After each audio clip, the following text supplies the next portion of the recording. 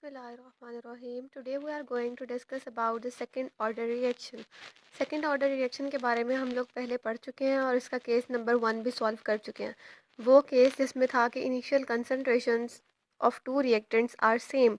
उसमें हम लोगों ने क्या किया था कि जब हमने a माइनस एक्स लिया था तो हम उस टाइम पर दोनों a माइनस एक्स थे, तो हमने क्या किया था कि हमने a माइनस एक्स का स्क्वायर कर दिया था. ठीक है, यहाँ पर क्या होगा, ये केस बी हम आज डिस्कस करने जा रहे हैं, जिसमें क्या होगा कि initial concentrations of two reactants are not equal.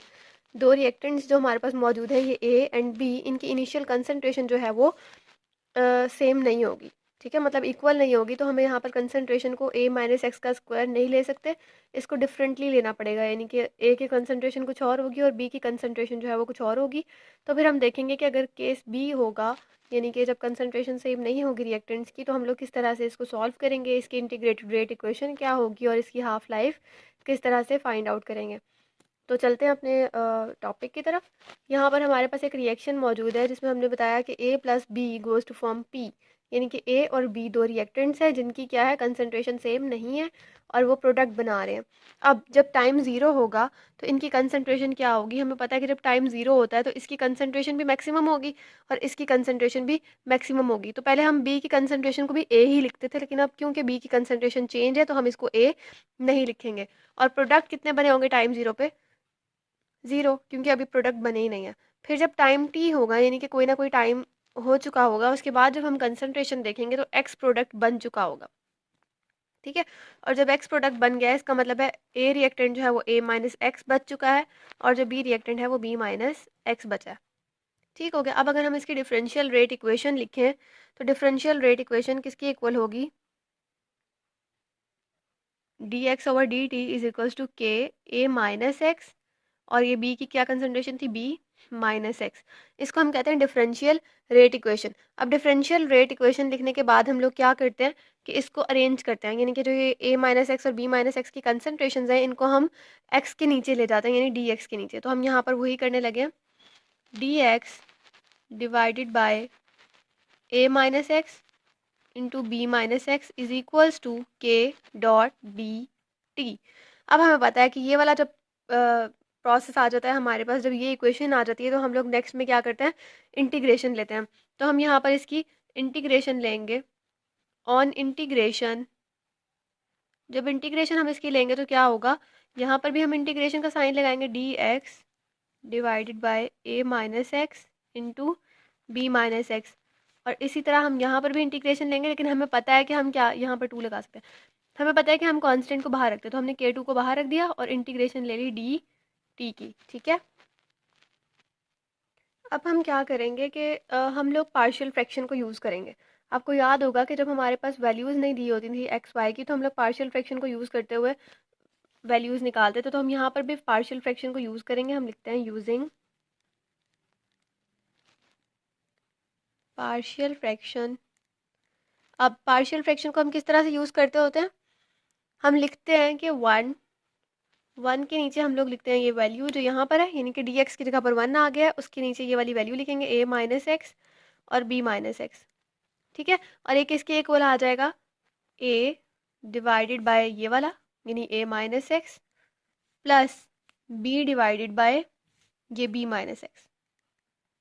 ठीक है, तो ये हमारे पास हो गई इसकी पार्शियल फ्रैक्शन. अब पार्शियल फ्रैक्शन लिखने के बाद हम लोग क्या करते होते हैं इनमें से हम लोग एक को ज़ीरो करते हैं. सबसे पहले हम क्या करेंगे, इसको मल्टीप्लाई कराएंगे, क्योंकि ये हमारे पास जो नीचे फैक्टर प्रेजेंट है इसको हम मल्टीप्लाई कराएंगे दोनों साइड्स पर. जब हम वन के साथ इसको मल्टीप्लाई कराएंगे तो ये फैक्टर दोनों फैक्टर्स उन दोनों फैक्टर्स को कैंसिल कर देंगे. जबकि जब हम यहाँ पर मल्टीप्लाई कराएंगे तो a माइनस एक्स को कैंसिल कर देगा और यहाँ क्या बचेगा, b माइनस एक्स. तो हम इसको इस तरह से इक्वेशन बचेगी, one is equal to a into B minus x plus b into A minus x. ठीक है, क्योंकि यहाँ का b वाला फैक्टर b वाले फैक्टर को कैंसिल कर देगा तो यहाँ पर a माइनस एक्स बच जाएगा. इस इक्वेशन को हम कह देते हैं अल्फ़ा. ठीक है, ये हमारी मेन इक्वेशन है, इसको हमने कह दिया अल्फ़ा. अब नेक्स्ट स्टेप में क्या होगा कि हम लोग यहाँ पर a minus x is equal to zero होगा, ऐसे ही है ना. तो हम क्या करेंगे, a x को उस तरफ ले जाएंगे. जब हम x को उस तरफ लेके जाएंगे तो क्या बन जाएगा, a is equals to x. अब हम पुट करेंगे जहाँ जहाँ पर x है ना, वहाँ वहाँ पर हम a पुट कर देंगे. तो ये हो जाएगा one is equals to a into B minus A. ठीक है, plus B into A minus A. जब b के साथ a माइनस ए हो गया, इसका मतलब a ने a को कैंसिल कर दिया, यानी ये वाला फैक्टर जो है ये 0 हो गया। तो यहाँ पर क्या बचा, 1 is equals to a into B minus a plus 0। ठीक है, अब क्योंकि हमें a की वैल्यू निकालनी है तो हम a को यहाँ पर रखेंगे और बाकी फैक्टर को ले जाकर 1 के नीचे डिवाइड कर देंगे। तो ये बन जाएगा a is equals to 1 divided by b minus a। तो ये हमारे पास आ गई a की वैल्यू। नेक्स्ट हम देखते हैं कि हम b की वैल्यू किस तरह से निकालते हैं। b की वैल्यू भी हम लोग उस तरह से ही निकालेंगे जैसे हमने a की वैल्यू निकाली है। इसमें हम क्या करेंगे, x minus b is equals to 0 होता है, तो ये किसके इक्वल आ जाएगा, x is equals to b. अब जहाँ जहाँ पर x था उसी सेम इक्वेशन में हम लोग x की जगह पर b पुट कर देंगे। तो ये हो जाएगा 1 is equals to a into B minus b, ठीक है, प्लस b इंटू ए माइनस बी। अब इसका मतलब ये वाला फैक्टर तो हो गया 0। जब ये वाला फैक्टर 0 हो गया तो हम क्या लिखेंगे, 1 is equals to b into A minus b. अब हमें b की वैल्यू निकालनी है, हम b को इधर रखेंगे और बाकी फैक्टर को वहाँ ले जाकर डिवाइड कर देंगे। तो क्या आ जाएगा, 1 divided by a minus b. ये वाली वैल्यू हमारे पास आ गई b की। अब हम क्या करेंगे, जो हमारे पास पार्शियल फ्रैक्शन थी उसके अंदर हम a की और b की दोनों वैल्यूज पुट कर देंगे। ठीक है, तो हम यहाँ पर लिखते हैं पहले पार्शियल फ्रैक्शन को, कि हमारी पार्शियल फ्रैक्शन क्या थी। पार्शियल फ्रैक्शन थी हमारी 1 divide by A minus x into B minus x is equals to a divided by A minus x plus b divided by B minus x. ये थी हमारे पास पार्शियल फ्रैक्शन जिसको हमने कहा था अल्फ़ा। अब हम इस अल्फ़ा के अंदर ए की और बी की वैल्यूज़ को पुट करेंगे। पुट करके देखते हैं, 1 divided by A minus x into B minus x is equals to, A की जगह पर हमने क्या वैल्यू निकाली थी, ए की जगह पर हमने वैल्यू निकाली थी 1 डिवाइड बाई बी माइनस ए। तो बी माइनस ए को भी हम लोग ए माइनस बी करने के लिए क्या करते हैं, बाहर माइनस लगा देते हैं, minus 1 divided by A minus b बन जाएगा ये। ठीक है, क्या किया हमने, मैं आपको यहाँ पर साइड पे बता देती हूँ। 1 डिवाइडेड बाय था बी माइनस ए, इस तरह था ना। तो हम लोग ने कहा कि ए माइनस बी कर लेते हैं इसको, तो हम लोगों ने बाहर माइनस लगाया और जब बाहर वाला माइनस अंदर मल्टीप्लाई हुआ तो इसके साथ माइनस आ गया और इसके साथ प्लस आ गया, तो ये ए माइनस बी बन गया। हमने ये सॉल्व किया इधर इस जगह पर। ठीक है, और ये था 1 ओवर ए माइनस बी, तो साथ ही इसकी ये आ जाएगा इंटू ए माइनस एक्स। इसी तरह बी की अगर हम देखें वैल्यू, तो बी की वैल्यू थी ए minus b, a minus B लिख दिया और साथ में उसकी अपनी बी माइनस एक्स। ठीक है, समझ आइए, ये वाला फैक्टर हमने साथ इसके ऐसे ही लिख दिया, ए माइनस एक्स और यहाँ पर b minus x. Next step में हम लोगों ने क्या करना है,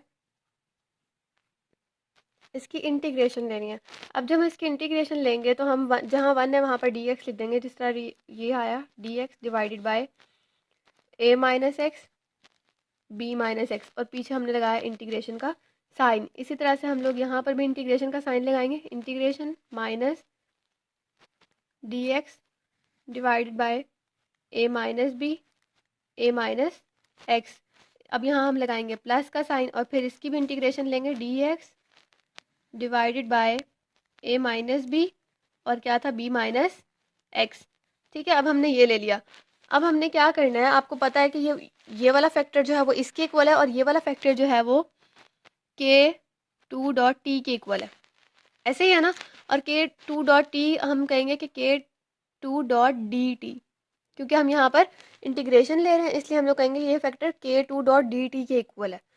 अब ये इसके इक्वल है और ये इसके इक्वल है। हम लोग क्या करते हैं कि किसी एक चीज़ को उठाकर इक्वल रख देते हैं। फॉर एग्जांपल अगर हम ये इसके इक्वल है मतलब ये इसके इक्वल है, तो ए बी सी तीनों एक दूसरे के इक्वल है। हम कोई सी भी इक्वेशन उठा लेंगे तो हम क्या करते हैं, हम ये वाला पोर्शन उठाते हैं, मतलब कि ये, और हम बजाय इसको सॉल्व करने के हम इनको उठाकर सॉल्व करने की कोशिश करते हैं। तो नेक्स्ट स्टेप में हम क्या कहेंगे, integration minus d x divided by a minus b a minus x और इसी तरह प्लस इंटीग्रेशन ये वाला portion a minus b minus x is equal to किसके इक्वल आ रहा था, k two dot integration d t के। ठीक हो गया यहाँ तक। नेक्स्ट हम लोगों ने क्या करना है, नेक्स्ट हम लोगों ने देखना है कि यहाँ पर आप लोगों को नज़र आ रहा होगा कि एक फैक्टर ऐसा है जो दोनों में कॉमन आ रहा है, यानी कि 1 divided by A minus b दोनों में कॉमन है। तो जो चीज़ दोनों में कॉमन होती है हम लोग हमेशा उसको बाहर निकाल लेते हैं। तो हम यहाँ से 1 divided by A minus b को बाहर निकाल लेते हैं। 1 divided by A minus b को हम लोगों ने बाहर निकाल लिया इंटीग्रेशन के। अब हमने ब्रैकेट के अंदर लिखा माइनस इंटीग्रेशन डी एक्स, मतलब बाकी अंदर वाला पूरा फैक्टर हमने उस तरह ही लिख देना है, बस साइड्स पर हमने ब्रैकेट लगा दी ताकि हम बता सके कि A minus 1 divide by A minus B जो है वो हमने बाहर निकाल लिया। ठीक है, इस स्टेप में नेक्स्ट में हमने ये साथ ही लिख दिया सारा कुछ ऐसे ही, a minus b minus x, और ये पूरा फैक्टर किसके इक्वल था, यहाँ पर हमने ब्रैकेट क्लोज कर दी, और ये पूरा फैक्टर इक्वल जो है वो है k2 डॉट डी टी के। ठीक हो गया। अब आपको शायद याद हो, मैंने पहले भी हम लोगों ने जब सॉल्व किया था तो मैंने आपको बताया था कि उसका डेरिवेटिव प्रेजेंट होना लाजमी है। अब अगर आप देखें a माइनस एक्स का उप्स सॉरी, हम लोगों ने यहाँ पर a माइनस बी कॉमन निकाली है, तो हम यहाँ पर नहीं लिखेंगे, मैंने गलती से दोबारा दोनों जगह पर लिख दिया, हम ये नहीं लिखेंगे क्योंकि हमने इसको कॉमन निकाल लिया। अब a माइनस एक्स का डेरिवेटिव तो प्रेजेंट है ऊपर, लेकिन अगर हम बात करें b माइनस एक्स की तो इसका डेरिवेटिव प्रेजेंट नहीं है। इसका डेरिवेटिव बनाने के लिए हमें क्या करना है कि अंदर और बाहर माइनस के साइन को मल्टीप्लाई कराना है। तो जिस तरह हम लोग पिछले ऑर्डर ऑफ रिएक्शन में भी हमने यही किया था, तो अब भी हम लोग यही करेंगे कि हम यहाँ पर मल्टीप्लाई कराएंगे इसका डेरिवेटिव जो होगा -1। तो हम लोग यहाँ पर इसको ऐसे ही लिख देंगे। ठीक है, नेक्स्ट में हम लोगों ने क्या किया, इसको यहाँ पर भी ऐसे लिखा dx divided by a minus x.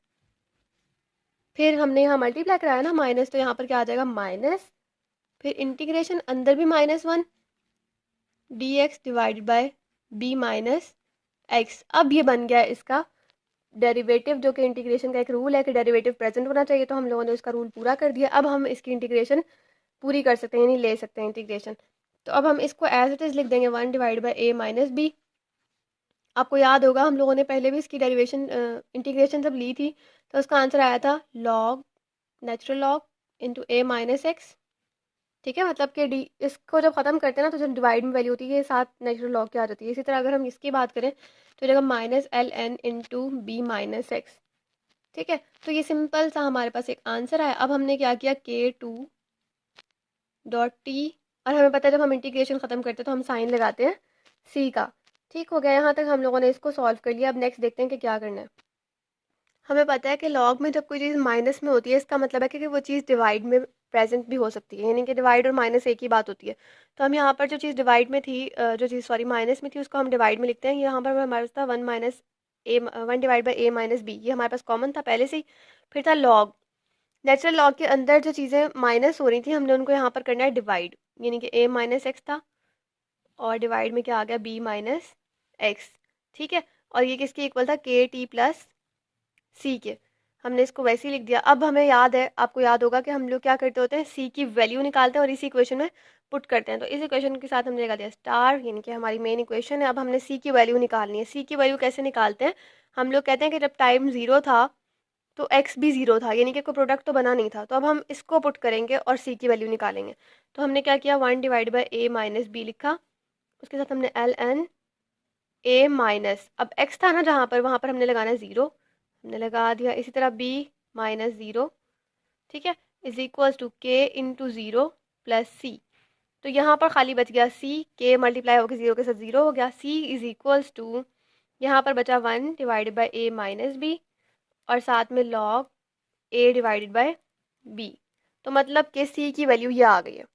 अब हमने सी की वैल्यू को इस स्टार वाली वैल्यू में पुट करना है, जो हम लोगों ने स्टार यहाँ लगाया था इस इक्वेशन में हमने पुट करना है। अब हम पुट कर देते हैं simply 1 divided by A minus b, ठीक है, log A minus x divide by B minus x is equals to k t.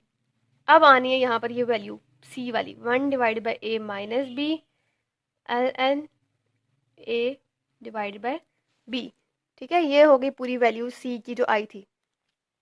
अब हमने क्या करना है, इस पूरे फैक्टर को जो ये आया है इस पूरे फैक्टर को उठा के इस तरफ ले आएंगे, एरो के सॉरी इक्वल के इस तरफ ले आएंगे ताकि के टी वहाँ पर अकेला रह जाए। ठीक है, तो अब हम या ऐसे ही करेंगे 1 divide by A minus b log A minus x divide by B minus x, और इस वैल्यू को जब यहाँ लेकर आएंगे तो ये हो जाएगी माइनस। ठीक है, तो मतलब हम लगाएंगे -1 divided by a minus b और क्या था log A divided by b. ठीक है, यहाँ तक समझ आ गई। अब आप लोग देख सकते हैं कि यहाँ फिर से 1 divided by A minus B common आ रहा है इन दोनों टर्म्स के अंदर, यहाँ पर भी कॉमन है और यहाँ पर भी। तो हम इन दोनों को बाहर निकाल लेंगे दोबारा से। 1 divided by A minus B, इसको हमने निकाल लिया बाहर। अंदर क्या बचा हमारे पास, log A minus X divided by B minus x, ठीक है, और minus log A divided by B. ठीक है। अब हमें पता है कि जब लॉग माइनस में होता है तो इसका मतलब ये चीज़ डिवाइड में आ रही होती है। अब फ़र्ज़ करें हम इसको डिवाइड में नहीं लेके जाते तो हम इसकी टर्म्स को उलट देंगे। ठीक है, इसकी टर्म्स को उल्टा कर देंगे तो मतलब वो डिवाइड से वापस आ चुका है।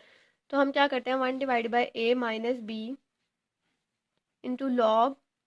ठीक है, अब यहाँ पर क्या है, A minus x divide by B minus x.